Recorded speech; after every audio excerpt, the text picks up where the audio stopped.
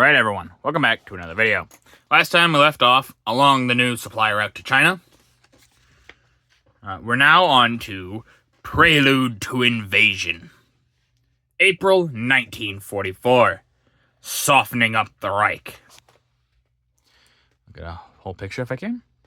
In April, the American and British air assault on the European fortress was at full height. At night, the huge British Lancasters would feel their way through the Channel fog and dump their loads on enemy-occupied territory. At daybreak, American flying fortresses, protected by fighter planes, would sally forth and try their precision bombing technique on specified targets.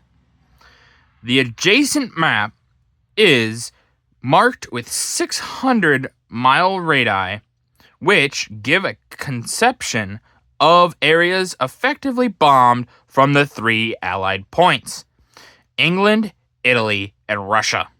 While, by far, the preponderance of the bomb loads originated in England, the Allies experimented with shuttle bombing during the later stages.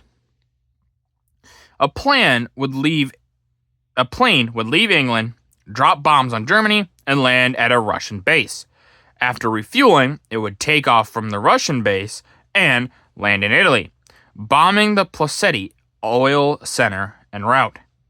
The plane might next return directly to England, bombing occupied France on the way, or repeat the initial trip in reverse. The bombing of Hitler's fortress was no haphazard matter, but a carefully designed plan to liquidate his industrial and communication centers. All of the spots indicated on the map as being bombed were blasted for specific reasons.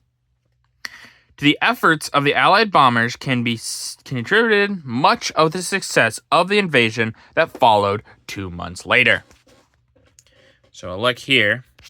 So this is the route that they said. So they leave from England, go here, and you can see all the little bomb all around, but we'll go from this way. You go here, hit Hamburg, and then hit, obviously, all these places. Certain industrial zones, they might accidentally drop bombs on civilians or purposefully, but they try to limit that if they could. But they go up to Hamburg, go around, fly to Russia, refuel, go south, bomb those oil fields that they were talking about, keep going down, bomb Romania and Bulgaria as well, go down to Greece, go bomb down there if they needed to, go around, refuel at Italy, and then they said they would either go back, make the initial route, or go this way. And obviously, so you can see here too, the big areas of effect that the bombing areas had as well. So they have these big cones, and only this little spot here is the only one that's not fully covered by both. But it's not a big area for the Allies. But yeah, you can see here, they have big ranges of area that they would bomb. Pretty neat to be able to see this and the effectiveness of the bombing that, like they said, would be very helpful in the following months in the invasion of France. Beachcombing for hidden death. April 1st, 1944. Dangerous work. 2 soldiers of an engineering battalion used their bayonets to prod a beach in the Natuna area of Anzio beachhead for hidden teller mines. A 3rd soldier with an electrical mine detector precedes them. In all sections from where the Germans had been driven, hundreds of these hidden mines had been left behind. For a time, Allied casualties from contact with these hidden machines were very heavy, until trained men, such as seen above, were detailed to handle them. So you can see there, he's got a metal detector, looking for the mines. And really, just looking at this, you can tell metal detecting technology really hasn't changed over the past basic almost 100 years. It's been 80 years, but past 80 years, really.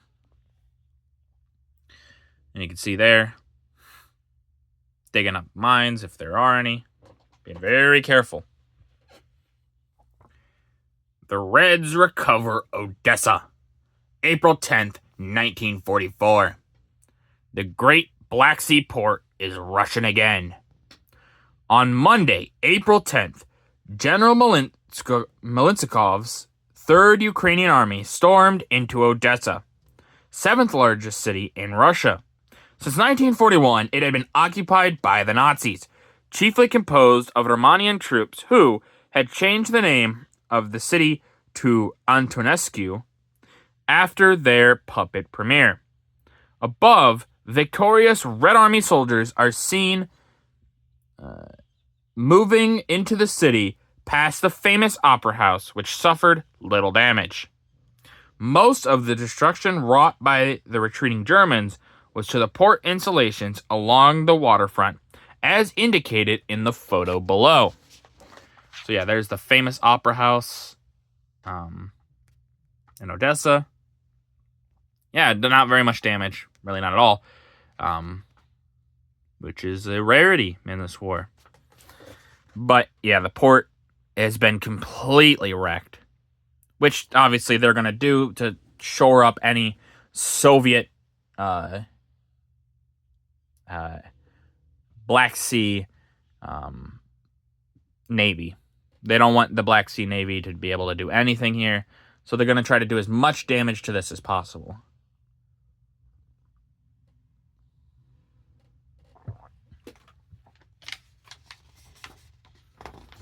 Sure.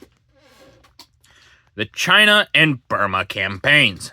April to May 1944. The battlefields of Asia. In the primordial mountains and jungles of Burma, the Allied campaign, which had been proceeding at a snail's pace for months, suddenly sprang ahead by leaps. The Chinese opened a new offensive across the Swalin River toward Burma. General Stilwell's troops pounced on the Mitikiana airfield, and the British were pushing the Japanese back from Kohima and Impal. Although their drive for Akyab had been slowed up considerably. So, I'm going to try to get a little good idea of this. So, these black... Here, I'll show you the thing. So, the black arrows are at the Japanese drives. The white arrows are the Allied drives. And they'll have railroads, roads, miles, 0 to 50. No oil fields. But, so we'll see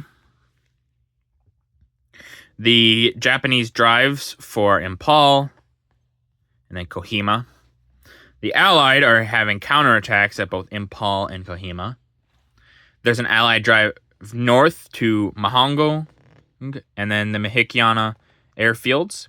The Allies entered Mihikiana on May 21st. And you can see the roads here. Then there's the rail line, because they want to enter here.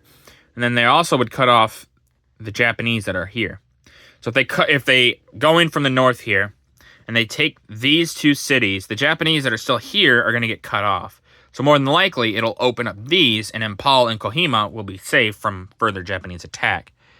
Now, we do have allies, obviously, going to Lung, and going south, obviously, like they said, to Akyab. And then there's the oil fields in Burma that the Japanese have currently. And they're probably going to fall back to defend those, if they would want to defend anything. It'd be those oil fields. A modern army rises in China. April 1944. Taking a salute in a jeep. A regiment of Chinese soldiers trained under the command of Lieutenant General Stilwell is reviewed by General Hu, standing in the first jeep. So this guy right here. And other American and Chinese officers. This photo was taken at the conclusion of their training period. And just before they were to go into action in an effort to stem the Japanese drive, which was gaining momentum in northern Burma. How successful they were is indicated on the map on the page before. So, you can see here, the Japanese drive here, it's not effective. So, shows their effectiveness. A proper army trained, remember, most of the Chinese were conscripted and things like that. They never had really fought before. So, they have these guys get trained by General Stilwell in modern tactics, and they're a much more effective fighting force. So, it's not the Chinese were just bad fighters. It was many of them were just not soldiers. But when you get a professionally trained army, they're going to be pretty effective. But with that, that's going to do it for this video. If you guys liked the video, leave a like. If you didn't, leave a comment.